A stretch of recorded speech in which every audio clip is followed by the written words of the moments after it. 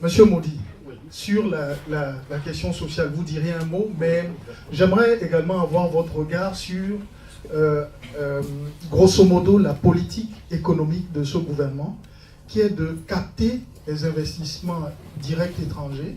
Est-ce qu'aujourd'hui ça marche? Parce que quand on écoute Alpha Condé, il dit que la Guinée va recevoir 20 milliards de dollars d'investissements chinois à l'horizon 2020 et que d'ici 2020, le pays va amorcer les bases d'un pays émergent. Quel est votre regard là-dessus? Très bien.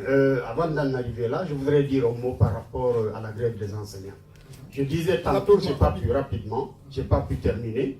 Je disais, j'ai même fait une vidéo là-dessus, que la demande de 8 millions de francs guinéens par enseignant n'était pas une demande raisonnable compte tenu du niveau de développement de notre économie. Une faible économie comme la nôtre ne peut pas générer des recettes suffisantes pour faire face à une demande, à une charge aussi lourde qui va être en plus une charge récurrente de façon durable, parce que les salaires, c'est à la fin de chaque mois. J'ai dit par contre, il faut reprendre le chemin de la négociation. Et là, du point de vue de la négociation, le Premier ministre, qui a la charge de par la Constitution, de conduire le dialogue social, n'est-ce pas, de veiller à l'application des accords avec les partenaires sociaux et les partis politiques, je l'ai invité à relancer le dialogue, à inviter, n'est-ce pas, ces asses, une politique de développement forte pour pouvoir connaître, n'est-ce pas, l'accroissement de notre produit intérieur brut, pour pouvoir engranger des recettes suffisantes et faire face de façon progressive à la demande des enseignants. Je leur ai demandé de revoir cette demande à la baisse, de l'échelonner, n'est-ce pas, de catégoriser, d'hiérarchiser le personnel des enseignants, de ne pas demander le même montant pour tout le monde, et ensuite de le planifier sur un certain nombre d'années, de manière que les augmentations soient faites au fur et à mesure de l'accroissement de l'économie. Maintenant, par rapport à ce que monsieur vient de dire tout à l'heure, les 20 milliards de dollars, par exemple, promis par la Chine, qu'on dit être, n'est-ce pas, des dollars contre ressources minières, c'est vrai, mais comment c'est arrivé? Je vais vous dire les circonstances. Ceux qui fournissaient de la bauxite brute à la Chine, en l'occurrence l'Australie, l'Indonésie, la Malaisie et le Venezuela, ont décidé d'arrêter à partir de 2014 la fourniture de bauxite brute à la Chine. Parce que ces pays veulent désormais procéder à la transformation sur place de cette matière première pour accéder à la valeur ajoutée, développer le tissu industriel de leur pays, créer des emplois pour leurs citoyens. Et c'est quand ces gens se sont retirés que la Guinée s'est présentée pour dire « nous vous recevons ». Parce qu'il s'est trouvé que le régime en place, en mal de gouvernance, appauvri à jamais, se demandant comment mettre quelques projets en place pour séduire de nouveau les Guinéens, nous avons tendu la main. Et moi, j'ai interpellé en ce moment le pouvoir en place en disant que si les autres pays renoncent à l'exportation de la bauxite, nous nous prêtons à cette exportation de la bauxite brute, lorsqu'elle est exportée aujourd'hui, elle nous rapporte 45 $ la tonne, alors qu'une fois transformée à l'extérieur, il faut 4 tonnes de bauxite pour une tonne d'aluminium. Les 4 tonnes nous font 180 $. La tonne d'alumine produite à l'étranger est vendue à 4 milliards de dollars aujourd'hui. La valeur ajoutée est de près de 3 820 $, c'est une plus-value réalisée à l'extérieur du pays. La Guinée ne prend pas sa part dans ça. J'ai dit donc qu'il faut faire en sorte qu'on permette à la Chine de recevoir de la bauxite guinéenne, mais qu'on exige de la Chine de transférer une partie de la capacité, n'est-ce pas, de production d'alumine et d'aluminium, en particulier les extensions brownfield qui consistent à l'extension des installations en place et les extensions greenfield qui se ramènent à la construction de nouvelles raffineries, que ces nouvelles capacités soient transférées en Guinée pour nous permettre, nous aussi, d'accéder aux avantages que j'ai énumérés tout à l'heure. Merci, Monsieur Modi. Vous aurez tout à l'heure à ajouter s'il y a des précisions à formuler. Alors, Bassamba voulait interpeller les différents panélistes avant qu'on ne donne la parole à la salle. Je voudrais aussi demander à Monsieur Bali à tous les panélistes d'ailleurs qui sont intervenus par rapport aux mines. Ils parlaient d'exploiter les mines et puis de pouvoir faire la transformation sur place. Je rappelle que pour faire la transformation sur place, il faut de l'électricité. Et pour le moment, même pour alimenter les foyers, pour alimenter les frigos, avoir la lumière, on n'en a pas. On a Kaleta qui fait 240 MW, je pense Garafil qui fait 75 MW. C'est 30 à 80 MW en ce moment. Ok, voilà, pour le moment, parce qu'il ne pleut pas, c'est en été. Mais en plein régime, c'est 240 MW, ce qui a été annoncé. Il ne fait pas. Et donc, sous Apiti, ok, ça c'était des annonces officielles. Et sous Apiti va générer environ 500 mégawatts. Donc, je dis qu'on peut accuser le pouvoir de ne pas avoir transformé l'alumine ou la bauxite sur place en aluminium, mais ce n'est pas avec le pétrole, ce n'est pas avec du diesel. La question c'est de dire, ce n'est pas possible. Comment est-ce qu'on va transformer la bauxite en aluminium alors qu'on n'a pas d'électricité, même pour éclairer les maisons? Donc, c'est pour dire que je ne suis pas d'accord tout à fait. Et l'autre point aussi, ils disent que toujours il faut payer les fonctionnaires parce qu'ils sont bien. Il faut savoir que ce sont uniquement les enseignants qui ont demandé une augmentation de $800. Pourquoi on paierait à un enseignant 800 € et que l'autre fonctionnaire du ministère de la Santé, des Eaux et Forêts, de l'Environnement, du ministère de la Culture et des Sports va continuer à recevoir 50 €. Donc ce n'est absolument pas possible. En Guinée, nous avons environ 90 000 fonctionnaires. Donc si on accède à cette demande, ça veut dire qu'on a ouvert la boîte à Pandore. Et donc, c'est toute la Guinée qui va brûler. Mais je suis tout à fait d'accord avec M. Kaba qui dit que il faut ouvrir le dialogue. Je pense qu'il manque de tact à ce gouvernement. Je ne comprends pas. Donc la question, est-ce que vous êtes réaliste dans ce que vous affirmez de pouvoir transformer la bauxite en aluminium sur place alors qu'on n'a pas d'électricité? Comment vous allez le faire si vous étiez à la place d'Alpha Condé? Merci. Voilà, avant monsieur Barry, s'il vous plaît, c'est le modérateur qui répartit la parole. Vous allez répondre. Alors, Madame Dioubaté, rapidement, de façon concise, comment on passe à l'amélioration, à l'augmentation de la chaîne de valeur au niveau minier pour créer plus d'emplois sans électricité? Première question, et très rapidement, parce qu'on sur la question sociale. C'est pas possible aujourd'hui si on parle de la bauxite ou si on parle du minerai de fer. Ça serait possible sur de l'or, ça serait possible sur du diamant éventuellement si on taillait. Ça veut dire qu'il faut avoir des ressources, on les a pas. Moi, je partirais pour pouvoir exploiter les mines. Je commencerai d'abord par l'agriculture. Pourquoi? Parce que l'agriculture, on l'a fait depuis l'Antiquité. Depuis l'Antiquité, il n'y avait pas d'électricité. Il n'y avait pas d'eau, les gens ont inventé des systèmes d'irrigation ingénieux et puis ils ont fait de l'agriculture. Aujourd'hui, 70% de la population guinéenne vit en milieu rural, donc c'est sur l'agriculture que je vais me concentrer en organisant les filières agricoles, parce qu'il faut savoir que la Guinée, au temps de la colonisation, était le premier producteur mondial de bananes, premier producteur mondial d'ananas, orange, il faisait des fleurs à parfum, il faisait beaucoup de choses. Et des fraises dans le Fouta. Merci monsieur. Et aujourd'hui, la Guinée a perdu tout ça. Donc aujourd'hui, il faut réorganiser toutes les filières agricoles, donc les filières céréalières. Il faut commencer par cultiver ce qu'on mange. Aujourd'hui, nous mangeons principalement du riz. Donc je ne comprends pas qu'on continue à importer du riz alors que les 90% des Guinéens mangent du riz. Donc ça déjà, ça c'est la première chose qu'il faut arrêter sur le plan économique pour réduire le déficit de la balance commerciale de la Guinée. Donc il faut cultiver du riz. Ils vont vous dire qu'on n'a pas de plaine aménagée, on n'a pas de machine, on n'a pas de ceci. Moi je dis que c'est faux. Aujourd'hui, si vous prenez, si on prend simplement la moitié de la population guinéenne, on dit comme ça 6 millions de personnes. Et sur cette moitié, donc je prends encore la moitié, ça veut dire un quart de la population guinéenne va cultiver du riz. 3 millions de personnes. Et ces 3 millions-là ne cultiveront qu'un demi-hectare. Un demi-hectare. Pour un demi-hectare, ils n'ont pas besoin d'avoir de grosses machines. Ils n'ont pas besoin non plus d'avoir des gros tracteurs. Ils auront peut-être besoin d'avoir un bœuf et une charrue.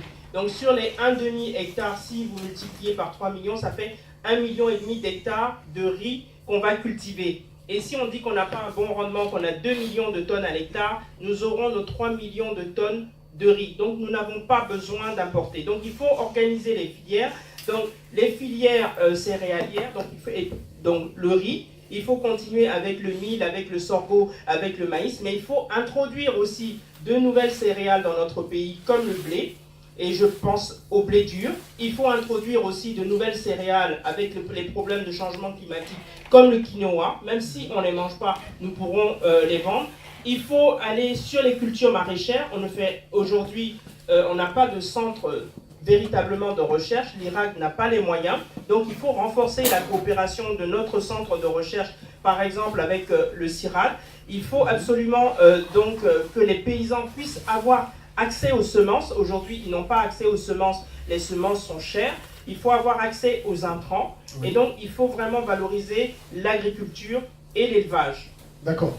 Merci, Madame Dubaté. Et on n'a pas parlé du tourisme, parce que la Guinée a un potentiel incroyable aussi au niveau du tourisme. Donc, la Guinée pourrait devenir la prochaine destination pour des safaris. Je pense en forêt avec les éléphants que nous avons. Nous avons encore quelques lions, on n'en a pas beaucoup, donc il faudrait les protéger. Et tout ça, ça peut rentrer justement dans un programme avec des écologes, donc avec un concept derrière pour la préservation de la biodiversité. Donc tout ça...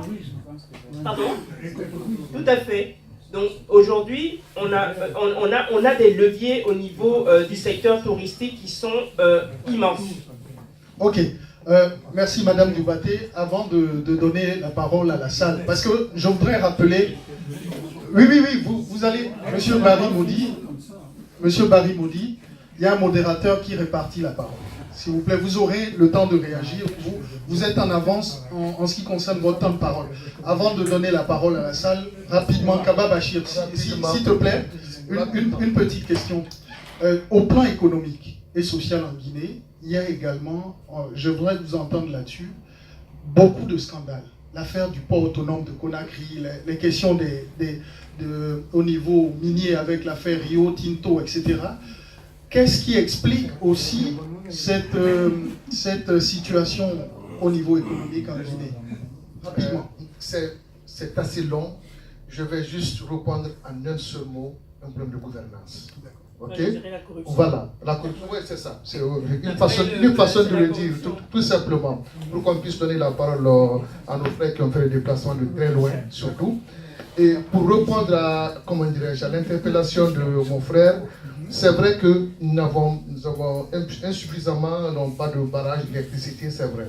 Mais en janvier de cette année, avec le groupe chinois TBEA, je pense qu'on vient d'avoir un exemple pour dire qu'on peut transformer. Parce que ce projet d'une valeur de 2 milliards 890 millions qui va être fait, ils vont transformer en 1 million ce qu'ils vont faire, une fonderie de 200 000 tonnes par an, une centrale thermique, malheureusement, centrale thermique parce qu'il n'y a pas de courant, mais au plus ça veut dire qu'on peut le faire. Une question de volonté politique, une centrale thermique initiale de 75 MW, et après, il y a un barrage hydroélectrique qui va être fait de 300 MW. C'est-à-dire que quand on veut, on peut. Voilà. Par contre, pour la centrale thermique, je ne suis pas sûr, parce que si on calcule les coûts, nous, on n'est pas producteur de pétrole. En tout cas, je ne suis pas au courant que la Guinée est producteur de pétrole. Donc là, s'il parle d'une centrale thermique, je pense que la centrale thermique, ça va être l'État qui va subventionner le carburant pour les Chinois. Donc je pense que là, c'est une arnaque.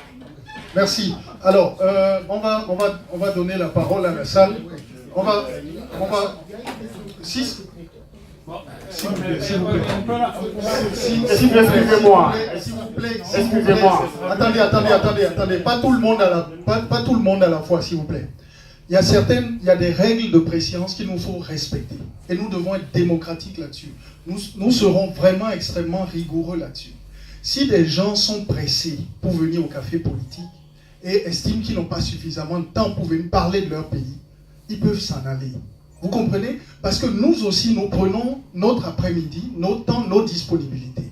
Donc il est absolument nécessaire de laisser le panel évoluer pour que vous ayez suffisamment d'éléments pour échanger. Et non faire un chantage à la parole. Ok? C'est important de comprendre ça, s'il vous plaît. Et nous allons vous donner la parole même 10 fois, même 20 fois. Ok? Je vous en prie, essayez de comprendre cela. Monsieur Barry Maudit, vous avez été interpellé sur la question de l'électricité et aussi sur la question des alternatives, parce qu'elle a parlé de la question la centrale thermique, etc. Allez-y, s'il vous plaît. Je voudrais simplement vous dire qu'ils sont nombreux ceux qui commettent une grave erreur sur la transformation de la bauxite sur place. L'alumine n'exige pas trop d'électricité et cette électricité, elle est produite de façon endogène, pas exogène. C'est dans le process de transformation Bayer qu'il y a des vapeurs dont la détention tourne des turbines qui produisent de l'électricité. Donc, une raffinerie d'alumine produit sa propre électricité qui est redistribuée dans les services administratifs. C'est la fonderie d'aluminium, la production de l'aluminium, qui demande 25% de coût pour la réalisation d'une tonne d'aluminium. Et ces 25%, c'est l'énergie qui coûte ces 25%. C'est pour ça qu'on transporte l'alumine là où il y a l'énergie abondante, bon marché, alors que on transporte les raffineries d'alumine auprès des minerais de bauxite. Ça, il y a beaucoup de personnes qui font cette erreur. Je souhaite que la situation soit claire une fois pour toutes. Maintenant, en ce qui concerne l'agriculture, nous rêvons aujourd'hui de développer tous les secteurs de l'économie en Guinée. Mais la question qu'il faut se poser, c'est comment nous finançons nos projets.